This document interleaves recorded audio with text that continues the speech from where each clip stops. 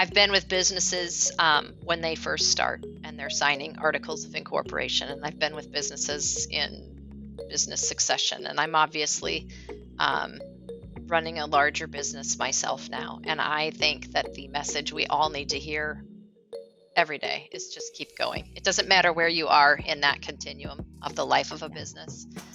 I think we just need to encourage each other to keep going. The world needs you. The world needs what your business has to offer, and you should not forget that. Women Who Own It podcast spotlights women business owners who are pioneers in their field, setting trends, blazing trails, and creating game-changing innovations. Brought to you by WeBank, the largest certifier of women-owned businesses in the U.S. and a leading advocate for women business owners and entrepreneurs. And me, Allison Maslan. I've been a business owner for the last 35 years. I'm the Wall Street Journal best-selling author of the book Scale or Fail. So join our bold community of women who built it, grew it, and own it. I'll see you on the show. Welcome to the Women Who Own It podcast, where we are diving into the theme of momentum. This year, we are exploring how our network of women-owned businesses builds and sustains momentum in their practices and in their operations, from developing successful strategies to overcoming obstacles and leveraging community support. Our guests share their insights, their experiences in driving growth and innovation. We hope to inspire you during this show with practical tips on how to stay ahead of the curve in an ever-evolving market. So join us for the next, 45 minutes or so as we embark on this exciting journey of learning, discovery, and growth. My name is Allison Maslan. I am your host. I am the CEO and founder of Pinnacle GlobalNetwork, where we mentor business owners all over the world to grow and scale companies that change the world. And my guest today is super inspiring.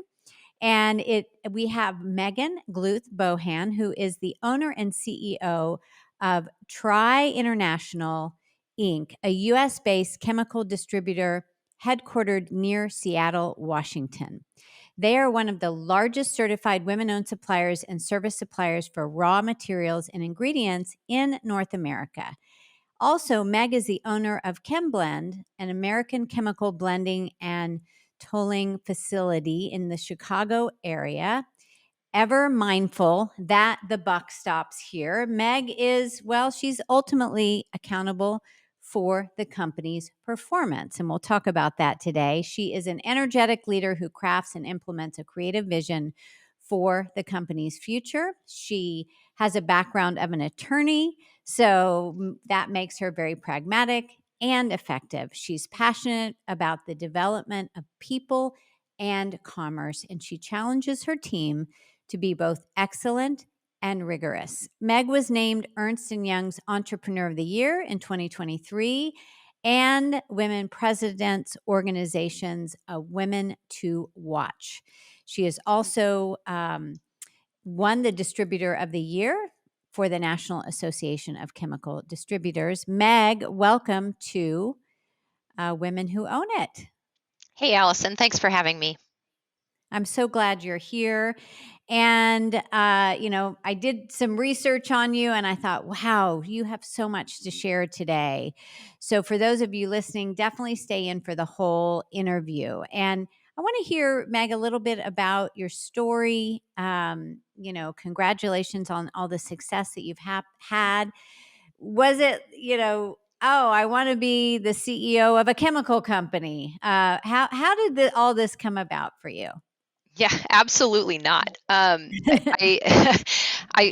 If you had asked me to put sort of my trajectory into some sort of fortune or future telling device, this is not exactly where I would have ended up or how I would have ended up here. I grew up in rural Iowa in a small town in northeast Iowa, and I grew up well below the poverty line, and sort of probably didn't have, if you were to look at me on paper at that time in my life, I probably didn't have sort of the makings for a future CEO, not as a person and not as sort of that that opportunity background, that opportunity profile that a lot of people have. But I did reach that spot. I went to college. I got kicked out of college soon after I started. I just didn't prioritize what I was doing there. And so it took me 7 years to get a bachelor's degree. And I tell people that because I think it's really important for people to know that we don't all start with these really put together, terrifically sort of crafted stories and beginnings, and that sort of wherever your beginning is, that's probably still okay. In fact, most definitely still okay. I Yes. applied for law school. I went to law school, and was a practicing attorney, and loved the practice of law. And I still like learning about the law. I still like what that has to offer. I'm a person who does crossword puzzles on the weekend. Like there's a lot to the sort of intellectual rigor of practicing law that I loved. But my favorite thing to do was to advise businesses. And I loved Mm, being with businesses at first at that moment of startup, or the moment of lift, as people might call it. But also, a lot of my work was centered around sort of problem solving too, and various unique challenges. And I started to think about things. When people pay an attorney as a business, they don't want you just to give them sort of the legal answer. You also need to think about the fact that there's other considerations that business mhm. owners have. Yes, maybe legally this is the thing to do, but pragmatically it's not probably the best. And so I sort of had a liking for that, and felt really passionate and became really invested in the success of the people I was advising. I moved from Minnesota to the West Coast and met a man who was a friend of a law school colleague of mine. I was going to meet with him in order to learn more about sort of some of the law firms that I was applying for jobs at, see if he kind of knew the vibe of those places. And by the end of a conversation, he offered me a job as his general counsel for his company, TR International, that he had founded about 20 years prior to that. And I knew nothing about chemical distribution. I didn't understand any of it, but I had a sense, just this sort of felt sense that that's something I should say yes to. And so I did. And after a few short years of being the company's lawyer and falling in love with the business, and again that pragmatism, that puzzling, that intellectual rigor of the business, I became the president. Then he offered me the job as the CEO, and I took it. And then there entered this time in both of our lives where I was loving it and loving the building and the creating and the doing all of that as the CEO, and he was ready to retire. And so the opportunity came about for me to buy the business from him, and I did. Wow. So Wow. no, I never could have. You don't you don't plan for something like that, Yeah. really. Yeah. Oh, I just got chills. That is so great. I love that. And I love the fact that he followed his gut when he met you Mhm. to he because he obviously there was something there that he connected with, that it felt right. And then, you got to know the business and evolved over time. That's such Yes, a beautiful story. I think both of us followed our gut on that one, Yeah. and probably we were both a little bit surprised Yeah. by where we were being led. Yeah. Yeah, and I do think, as the attorney, I was thinking when you said that, because when we work with attorneys for other businesses that we mentor, and our own company, Pinnacle Global Network, there is the legal side, and then there is the side of how's this going to impact the business. That's right. So it's interesting, and I think you have both sides that you can approach the company with. That's very rare. It So, is rare. It is rare, and it's also interesting to me how many times I abandon the legal side in order to chase sort of the entrepreneurial spirit. That's always a surprise to me. Just because, and you ask anybody who's ever been to law school, you're just hammered so hard into that frame of thinking. yeah, Um, but business requires a certain amount of risk. it does. It does, and you have to always be measuring that risk, right? Yes, So interesting. I love it. Now, you said as the CEO, you are responsible for the company's performance. Can you share what does that mean to you? Yeah, absolutely. I feel very strongly that my role here is to sort of set the vision, to set the standards, to set the bar, and to sort of maintain the that everybody focus on that. I say all the time, we don't have to be in agreement, but we will be in alignment. And sort of more than anything is a chief executive officer, I believe I am a chief alignment officer. I have to set this Mm, vision and I have to make sure that we're all acting in alignment with that.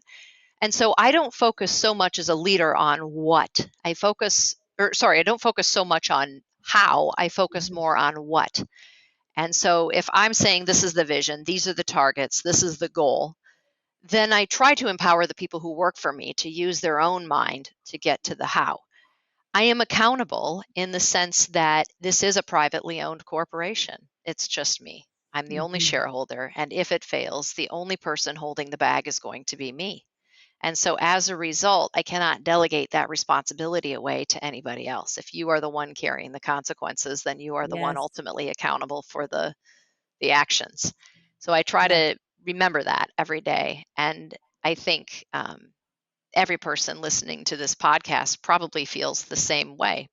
The buck really does stop here when you are a privately held company. I understand that there are other ways of doing things, um, but for me, that's a direct tie. Oh, yeah. Believe me.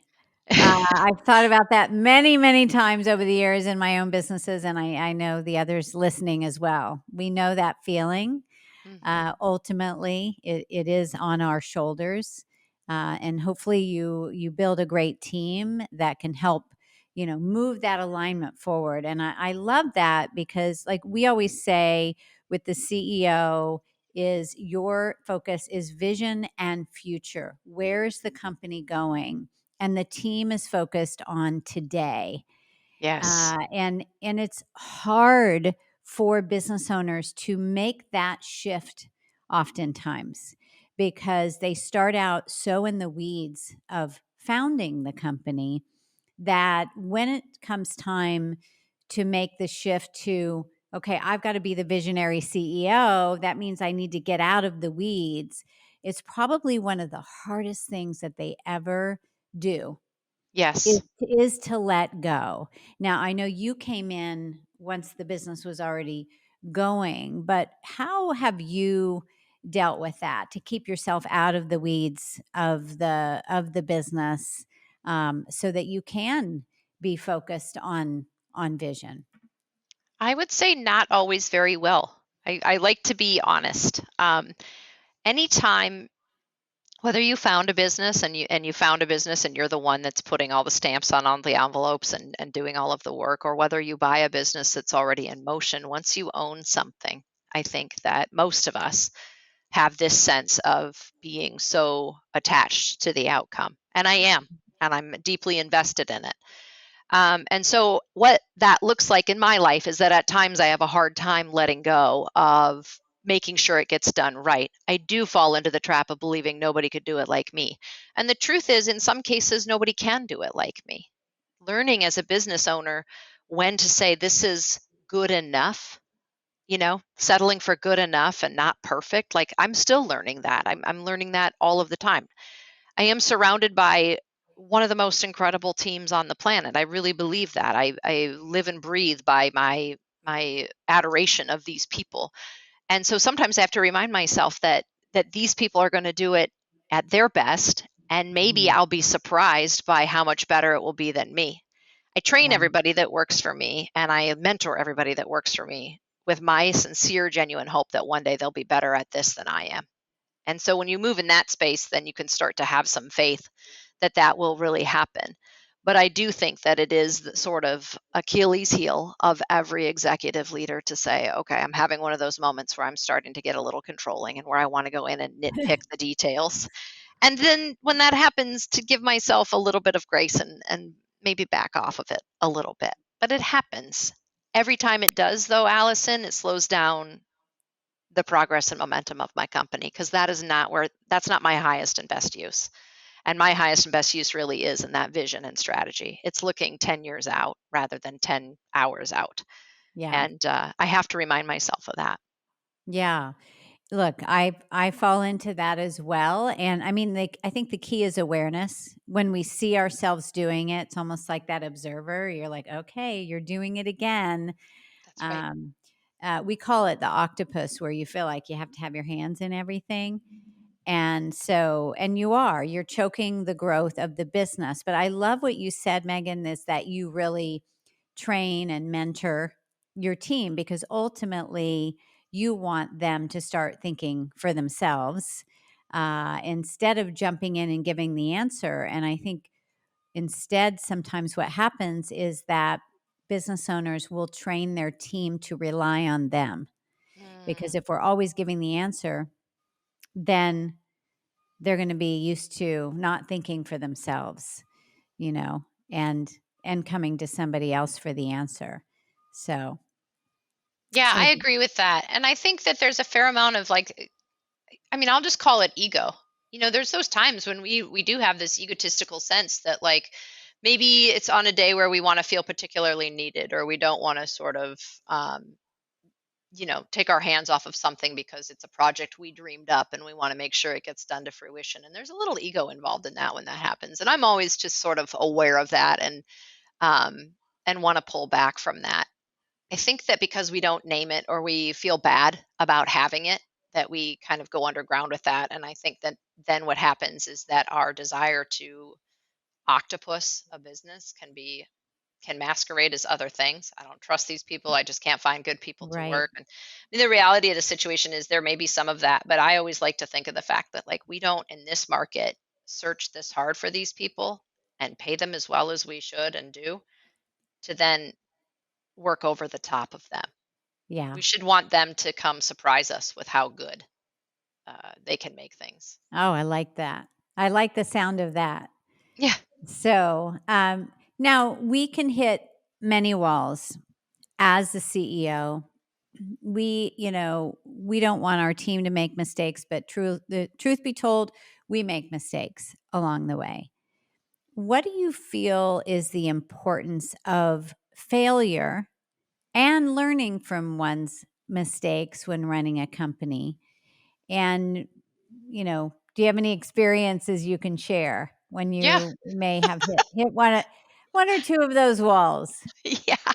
Listen, I'm super honest about the fact that I make mistakes. And in fact, when we make them as a company, we sort of drag them out into the arena so that we can dissect them and learn from them. If you normalize that behavior, then people won't go underground with it. Again, the killer of any organization. I saw this as an attorney and I see it now. If people are hiding what's wrong, you will be in serious trouble. I can do anything with the truth. I tell my team that all the time. I can do anything with the truth, but I have to know it. Don't lie and don't hide it. And so I think that mentality has to be borne out by me first. So, perfect example, this morning I'm on a phone call, and I went into that phone call angry because it was with a couple of members of my team that I needed to sort of settle a dispute. These things happen from time to time, but I went into it with this energy of, I shouldn't, this is not worth my time. I shouldn't have to do this. This is ridiculous. And all of that was true in some sense. But it also was a moment where I ended up getting on that call. I had primed the pump and I got there and I lost my temper all over everyone. So now this waste of time that uh, that was a waste of time has now turned into a larger waste of time because I need to go back and clean that up. It's really out Mm, of character for me to lose my temper. It's really damaging when I do because it's out of character and it wrecks the stability that I think I need to have as the chief executive officer. And so now I've created more of a mess for myself than I needed to have. I could have just gotten on the call and been like, "All right, let's hammer this out and do that." I learned from that. I'm being mhm. honest about it here, and when I call them, I'm going to be honest about it there. I'm not going to walk around and hold that and say, well, everybody deserved that. And I'm the Mm, CEO. And so, because this shouldn't have happened, and there's some justification I can provide, I'm a lawyer. I can justify anything if you give me enough time, right? Like, I, I would. I would be damaging myself as a leader and thus the team if I were to do that. So I'm going to have to go clean that up. I won't forget that experience. I won't forget the walk up, the way I primed myself for that, I won't forget the incident and I won't forget cleaning it up. And so as a result, I hope it doesn't happen again. Yeah, and if it does, not to beat yourself up because we are Exactly. human and we have emotions and I think it's just a process and I've learned over the years I used to send the angry texts, Yeah. like, "Oh my god, how did this happen?" Yep. I've been guilty of that. Now what I do when I feel like that, I will write it, but then I won't send it. Mhm. There's something cathartic about just writing it, like Yes. and there's a lot of energy there going into that text, and then it's like, you know, because we do find, like, the next day we feel different about it Yes. than we do in the moment, and that's but it's tough, and there is so much emotion around what we do, right? There is so much energy and effort, and so, you know That's right. That's right. But we don't have the luxury of losing ourselves to that. Yeah, And I yeah, think that's the difference between being um, anywhere else in the organization and being at the top. And yeah, I think that people say it's lonely at the top, and I used to hear that. I used to sit in rooms with CEOs making difficult decisions, and I'd advise them, and I'd think to myself, yeah, it's hard, but like I'm here, they have help, they have other people. I had no real true awareness of how lonely that was until I got here. mhm, And it yeah, is lonely, and I have to be really active in my desire and in my work to get out of my loneliness, because it is. Because I don't have the luxury of losing my temper often. I can yeah, do it that one time because I can clean it up. But the health of my organization depends on me being stable and steady and focused and driven and predictable in some sense. And so mhm, that requires a lot of management on my part. And I think it requires management on anybody's part who's leading an organization. You have to tend to your own house, because your house is the house. yeah, And when we forget that, then things fall apart. And there's countless stories like that in the business yeah. world. Oh, yeah. Well, I appreciate your vulnerability and openness around it. And it is lonely at the top. We say this because we mentor CEOs. That's what we do in my company. And they who do they go to? They you there are definitely circumstances you cannot go to your employees. You cannot go, and I mean if it's a project or things you're working on, yes, but if it's something bigger that is, you're worried about the state of the company or certain things like that, oftentimes you cannot go to your employees or even if it's making a decision around one of those employees. So it is so important to have outside support so that you have people or somebody to bounce ideas off of. And so that, you're not making a rash decision. So Yes. I think that's really critical. Now, on the other side of the mistakes where we learn from them, sometimes when we think something's gone wrong and then everything ends up being better than what we'd planned, where we feel like things are falling apart, but it ends up being like you look back and go, oh, thank goodness that happened because like I had just had a situation because we have a new division of the company, and we had somebody 2 weeks before we were launching to give her notice that she, wanted to have more time with her grandkids and all of that. And so I was, happy for her, but then left with this hole of a very important position. And then it ended up two other people from our existing team want to come in and share the position. And actually, they're better qualified. And Mhm. it's just so interesting how that happens. And I wonder if you see that For in your sure. business. That's the story of my whole life. I always tell people that grace, or whatever you want to call it, is better seen in the rearview mirror. And Yeah. somebody once said, and I don't know who somebody is, but somebody said, always be grateful for missing the terrible luck that your bad luck was saving you from. Mm. And I think about that a lot when something bad is going on. My whole life is an exercise in trying to be mindful and staying in a moment. And if you can do that, then when you have this moment of pause, then you can take time for things like, okay, I don't know why this is happening, but I acknowledge the potential that something better is coming. Um, and I have had a lot of situations like that recently, many of which can't be publicly shared, fortunately, because again, if back to what we were talking about, some of those things are things that you wrestle with alone in an organization.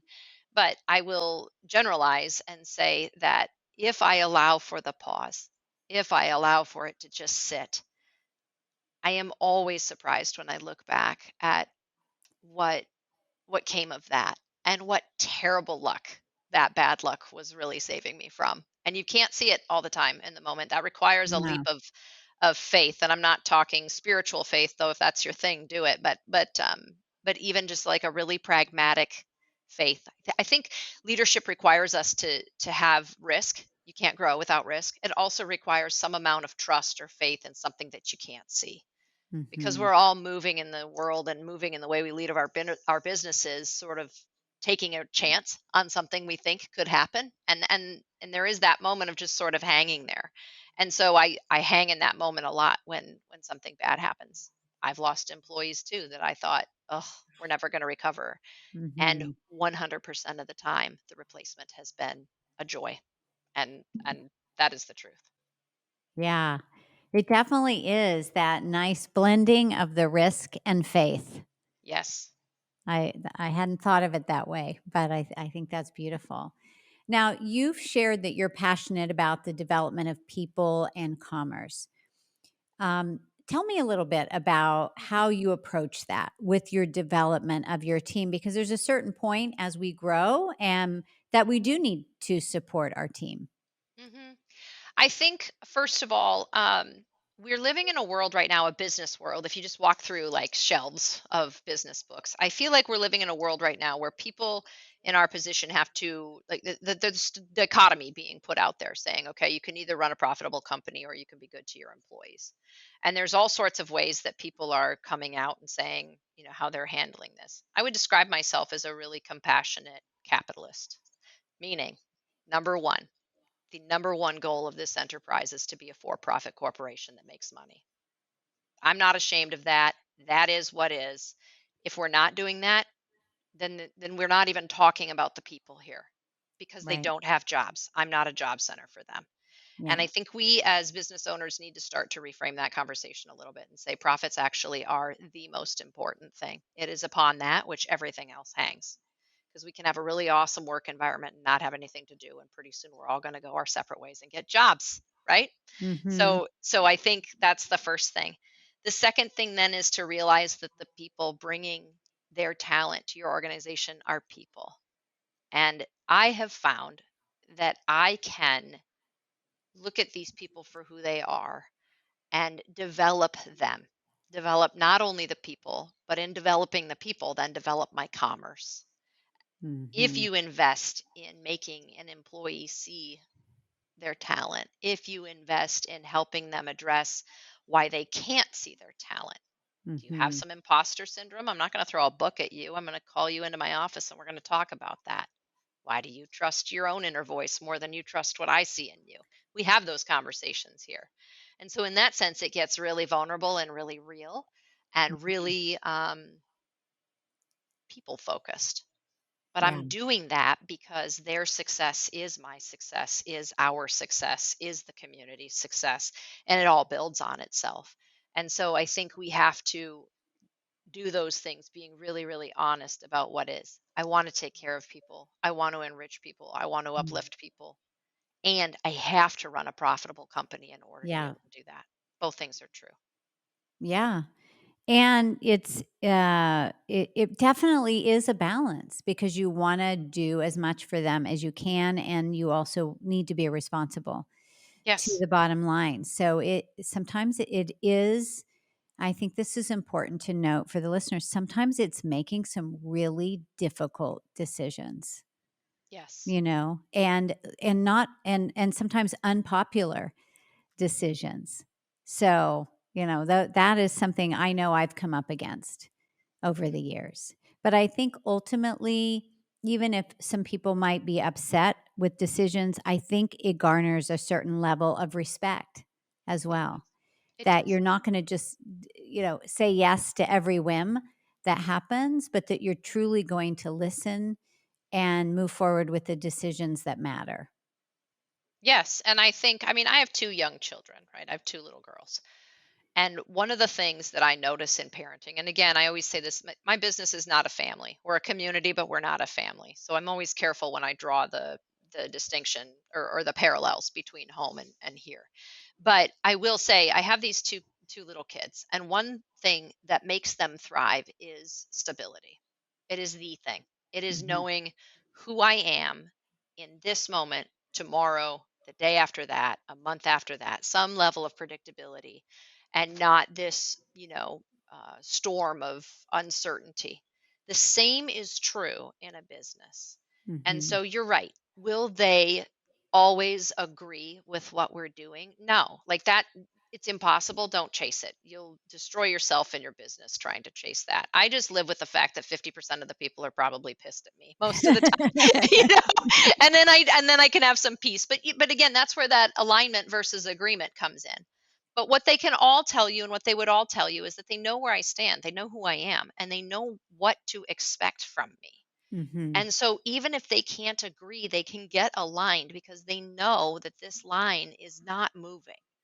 And I think um, we have to be committed to that line, to our own stability, to our own inner knowing, and less concerned about whether a decision is going to make somebody unhappy, because that answer is already for you. Yes, you are. You will make somebody unhappy. You'll make a lot of somebody's unhappy, Yeah. And but I think, you have to do that. as women, though, we're talking women business owners. That's what this show is all about, and what We Bank, who We Bank represents. And you know, we are also the caretakers. We like taking care of people and making them feel happy. And I do feel like a lot of women do struggle with this, and it is something that I had to really come to grips with. I got some advice from someone years ago that I'll never forget, and they said, learn to embrace conflict. Go to the elephant in the room. Yes. Doesn't mean create conflict. It just means don't shy away from it and really go directly into it. And it's usually nothing near what you think it's going to be in your head, but really be okay if someone is mad at you. And that's something we don't learn that, you know, as we're growing up. But I think, you know, we get a thicker skin for sure.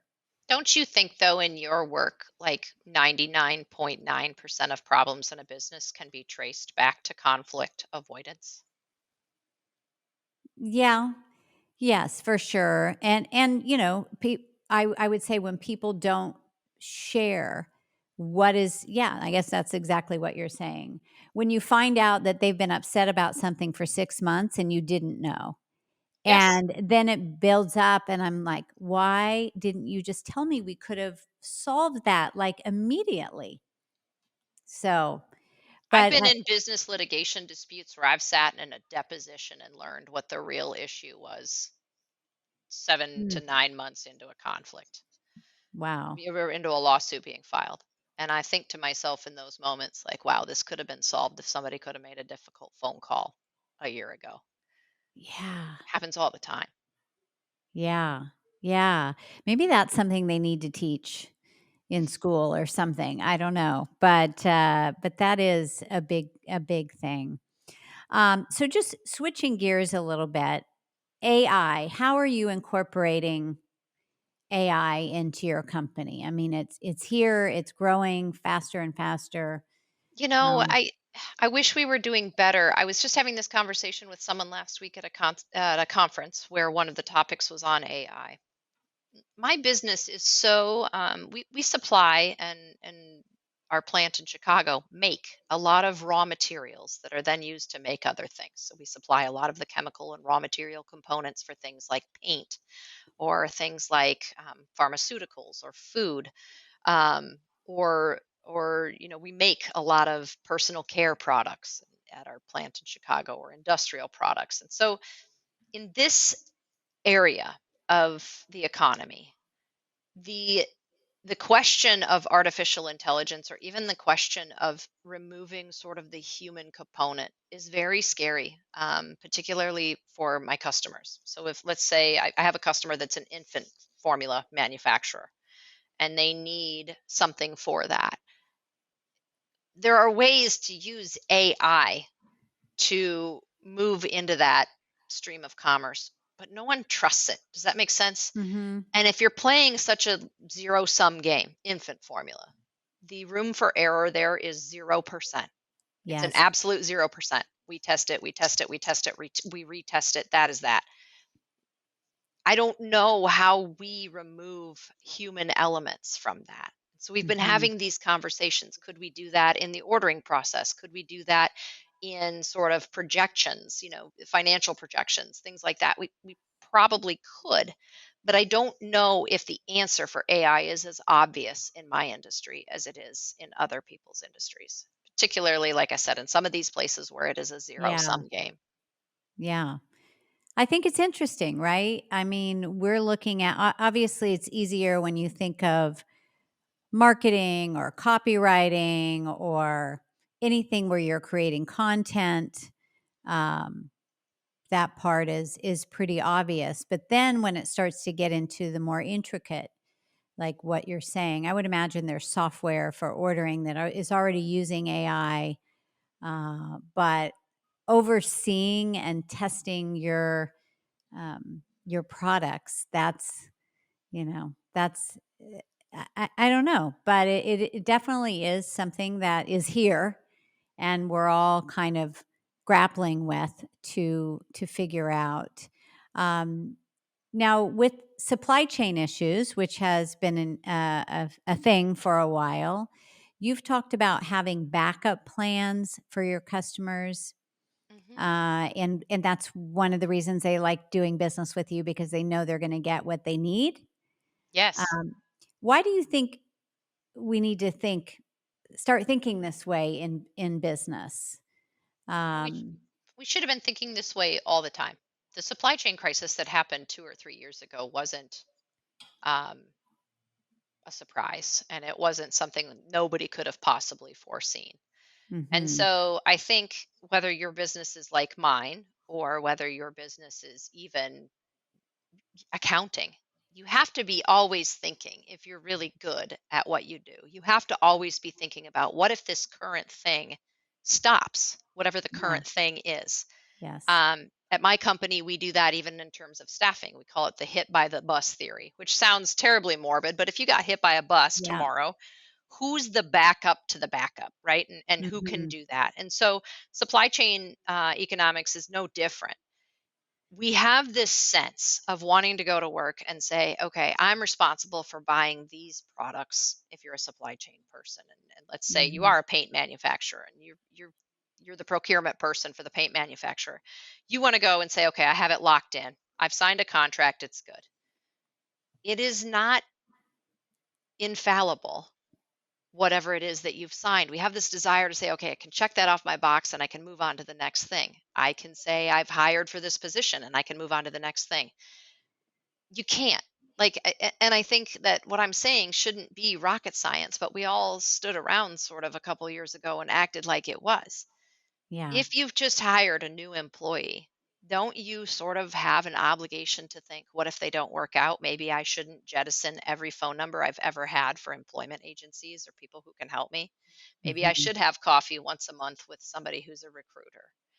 Similarly, if you're locked in with a contract on a raw material, we encourage people to come in and have a backup, meaning maybe you allocate a small portion of your spend to somebody that could flex up and fill in the gap for you should you lose your primary position. That's good business no matter what it is you're seeking to do. And I think too often we don't think like that. but really effective leaders have to. You have to think past everything you've sort of got locked in right now. Yeah. I mean, it's really being diversified, Yes. and even for revenue streams, we talk about that with our clients. I mean, either they have too much of their revenue on just too few customers responsible for that revenue. And it can be that you can coast along and go, oh, I've got all this money coming in, but it's only a few contracts. And if one of those goes south, you're holding the bag or the business. Yep. And same thing with a revenue stream. Let's say a revenue stream just isn't performing, or it works for a while and then it stops Yes. because things change in the world. So I think you really hit the nail on the head. You have to start thinking of what's the backup, and the backup of that. Absolutely. And I think that can be fun if you let it. Like, I think that can be part of sort of this visionary process. For me, Mhm. when I bought the business, we were a distribution business, and there was nothing wrong with that. But I immediately began doing things to change the way that business looked. Then I acquired a manufacturing business to diversify what I'm doing. And now I have Yeah. distribution and manufacturing and other services. And within a few days, I'll close on another acquisition to further, diversify the business. And I have to be doing that. That's the job of the CEO. Yeah. And so whether it's a supply chain or whether it's your own business, you have to be thinking that way, because you're right. Too many people have, what is the statistic? Like 100% or 80% of your revenue hanging on 10% of your customers or something like Yes. that. Yes. You want to be mindful of that, because Mhm. you're right. It'll kill your business. Yeah. Yeah, and as are focused on momentum for this season of Women Who Own It, it seems you partner with other companies. Is that right? As their supplier, what has been, because we have a lot of listeners of this show that are in the B2B space. What have been some of your best marketing strategies to forward the momentum of your company's growth? I think there's all the usual ones, right? Like, I think it's important to access the fact that now, I think if you don't have a social media presence and you don't have some online advertising and you don't have a good website, like, you're going to be sort of left behind.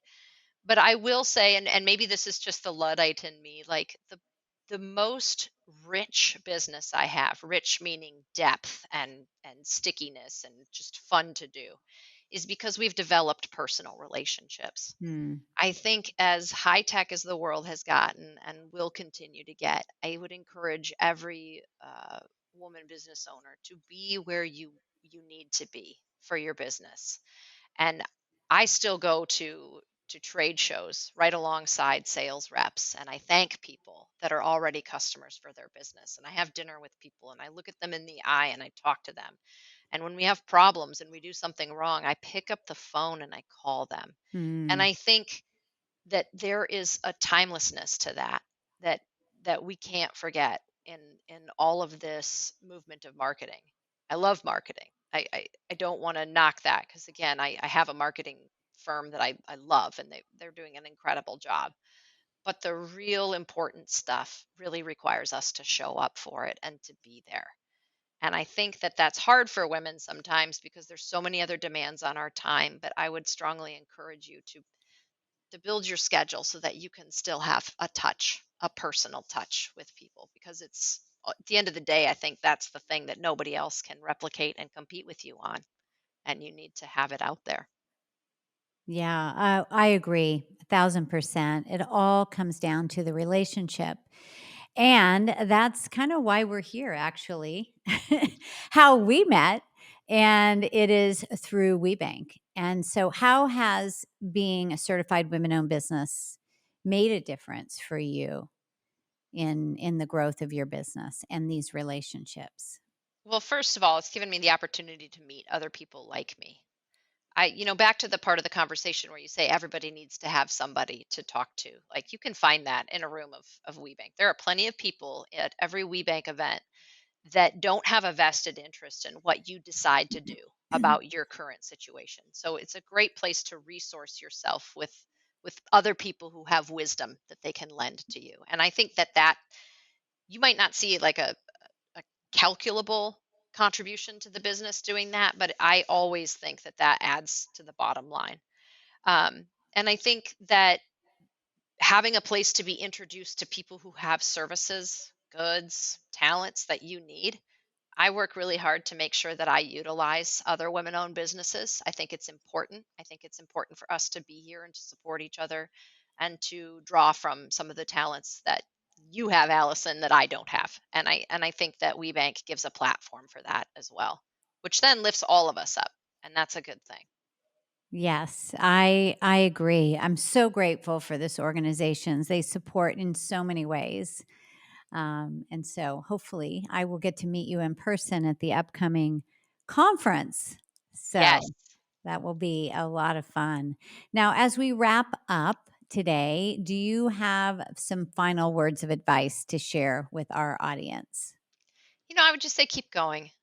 It's interesting because I've been with businesses when they first start and they're signing articles of incorporation, and I've been with businesses in business succession, and I'm obviously um, running a larger business myself now. And I think that the message we all need to hear every day is just keep going. It doesn't matter Mhm. where you are in that continuum of the life of a Yeah. business. I think we just need to encourage each other to keep going. The world needs you. The world needs what your business has to offer, and you should not forget that.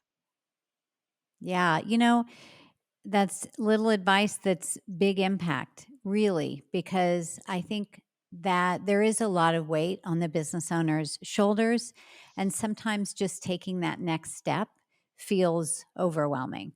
Hmm. But if you just take the step, it will open another door and another door and another door. So thank you for that great reminder. This has been super inspiring for me being here with you today. And I'm sure our listeners are feeling the same way. So thank you for being on Women Who Own It. Thank you, Allison. So if you enjoyed the show, please subscribe. Subscribe to our channel. Share the show with as many women business leaders as you can. It will make a big difference for them. We so appreciate you listening to our episodes week after week. And if you are interested in learning how you can scale your company further, I've got a gift for you, and that is my Wall Street Journal best-selling book called Scale or Fail. We're going to pop it in the mail to you for free. All you need to do is go to pinnacleglobalnetwork.com/WBENC. All right. And so until next time, make decisions from where you're going, not from where you're at. Bye, everybody.